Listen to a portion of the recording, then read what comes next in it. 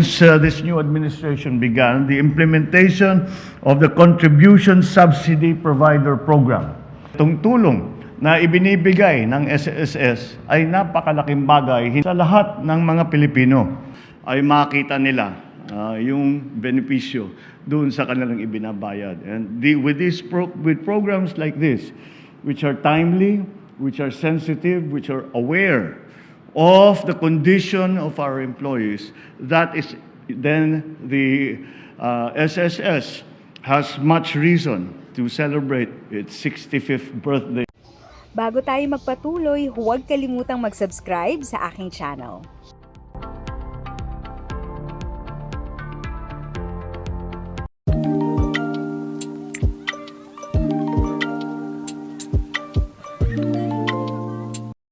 Thank you sa pag-click ng aking video. Good day po sa lahat ng mga nanonood. Sa mga bagong viewers at napadaan lang, by the way, I'm Tita Eda. Welcome to my channel. Ang channel na maghahatid sa iyo ng dagdag kaalaman tungkol sa government services, bagong mga balita at informative videos na galing sa legit na resources. Mag-subscribe na para updated ka. Ang topic natin today based sa title, Attention SSS Pensioners and Members, Pbbm Nagsalita na sa SSS Management. SSS Second Tranche 1,000 Pension Increase, nabanggit ba? Napag-usapan ba?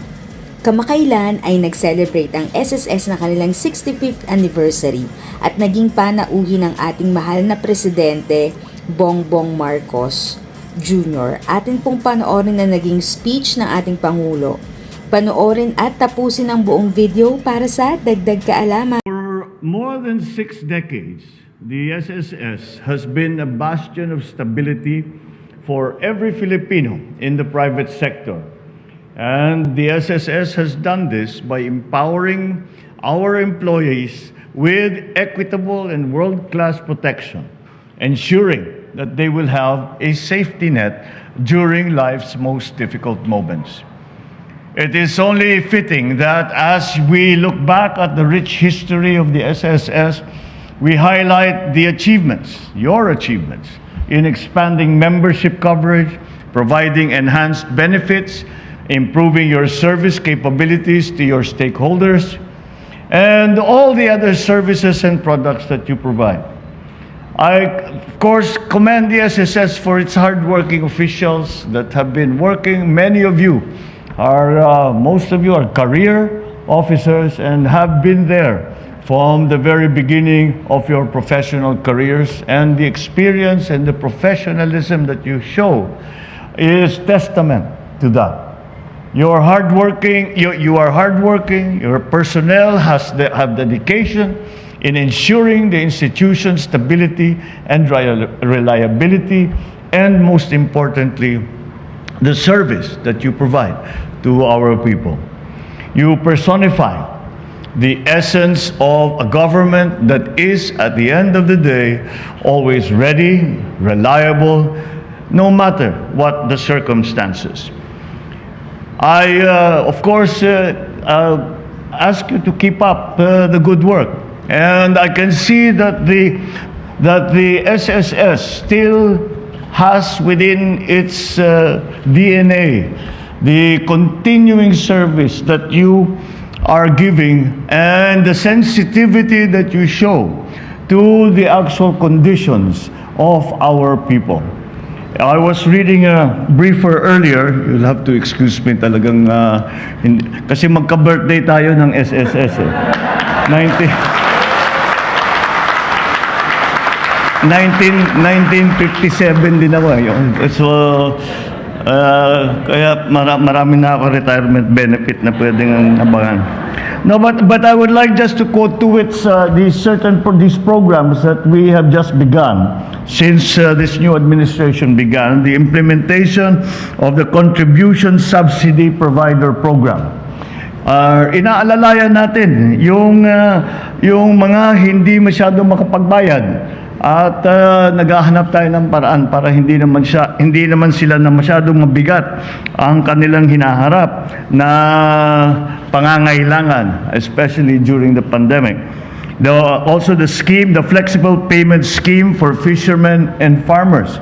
Alam naman natin na dito sa pandemyang ito, sila talaga ang tinamaan ng husto at sila ang nais nating gustong tulungan. Dahil sila ang pundasyon ng ating ekonomiya, sila ang nagbubuhay sa ating lahat.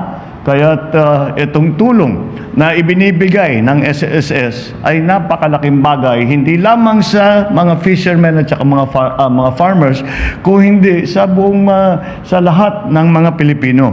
Dahil sa pagtulong sa ating agrikultura, sa pagtulong sa ating food supply, ay tumutulong tayo sa lahat ng Pilipino.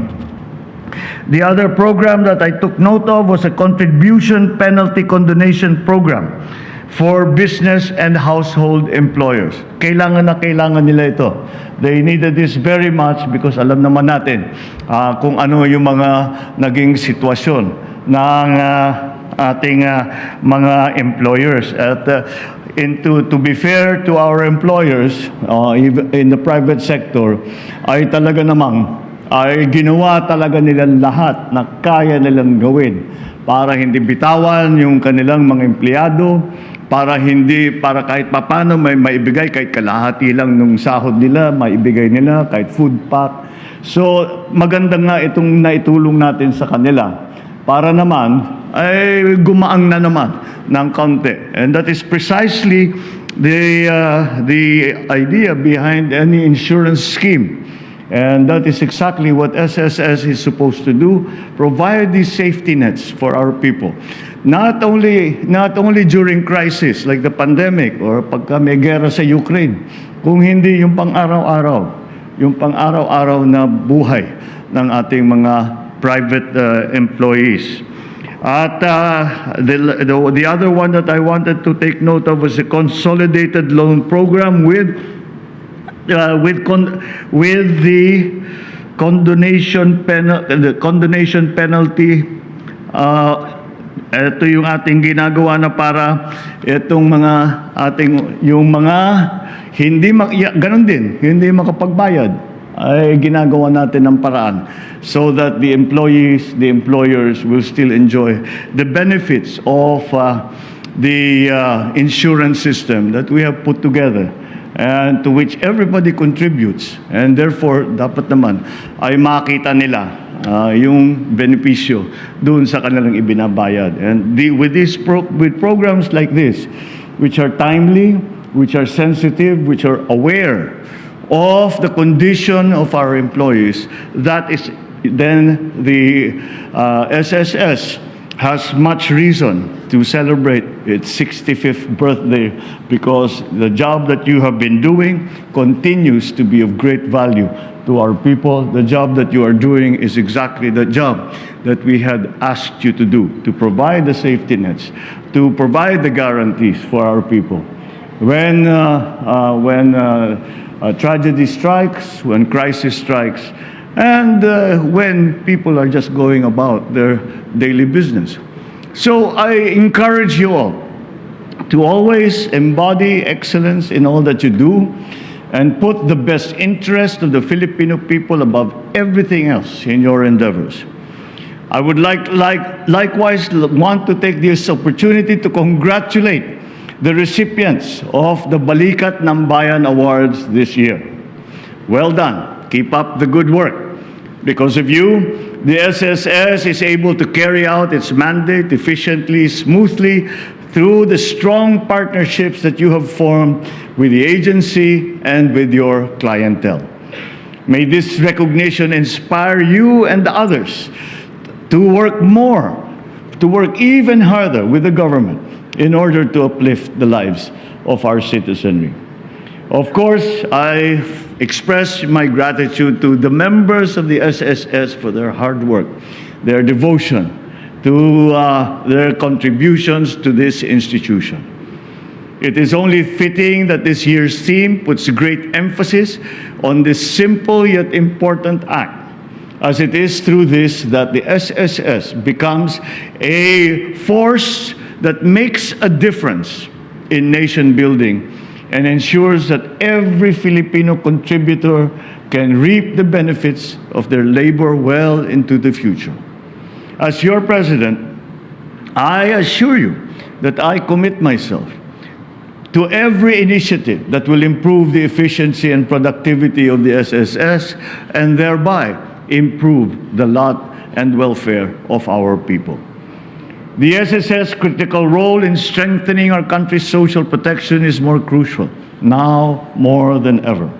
With the country recovering from the pandemic, with the country trying to recover from the shocks that are coming from the geopolitical situation around the world. Still, I am truly excited to see more ways to which the SSS will bring its services closer to its members and make a positive impact in the communities that you serve. With a strong, stable, and secure SSS, I see a better and brighter future not only for its members, but also for the entire country. Once again, congratulations to you all on the 65th anniversary commemoration of the SSS. Thank you for your service. Keep up the good work. Atin pong narinig ang naging speech ni President Bongbong Marcos Jr. sa katatapos lang na anniversary ng SSS. At nakakalungkot nga po na wala pong nabanggit tungkol sa ating mga SSS pensioners para sa inyong 1,000 pension increase second tranche. Pero yun nga po, tayo ay umaasa pa rin syempre na hopefully maibigay na at maigrant na sa inyo sa mga darating na buwan. Kaya kayo po, ano ang masasabi nyo tungkol sa update na ito at tungkol sa speech ni President Bongbong Marcos? Comment down below po.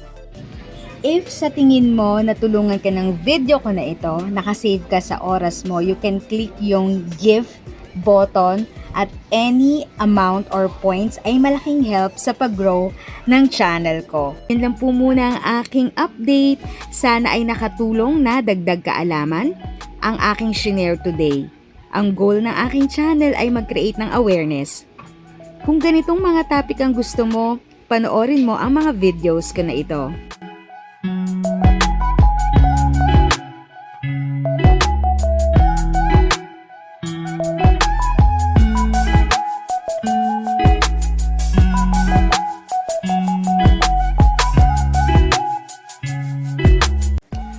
Thanks for watching! Kung may kapamilya, kaibigan o kakilala sa tingin mo ay magiging interesado sa video, please share or tag sila sa comment section. At syempre, if nagustuhan mo ang video, i-like mo na ito at subscribe ka na din. As always, feel free to write your questions, comments, and opinions respectfully. And continue to be a blessing and stay safe!